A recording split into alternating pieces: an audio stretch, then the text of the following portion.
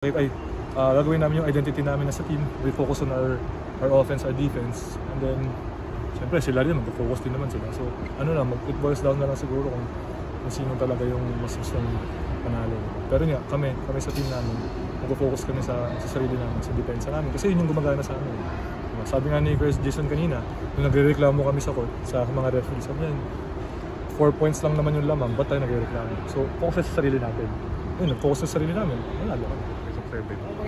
Oo naman, I think we can, magsusustain namin yung yung mga ginagawa namin kasi nagpipick na rin kami at the right time.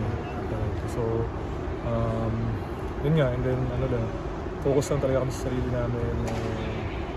And then sabi din yun, balik ko nga sinabi ko, na hindi kami built lang para sa semis. So, talagang, kasi nasayang yung pinagpaguran namin kung hindi kami maglalaro ng maayos.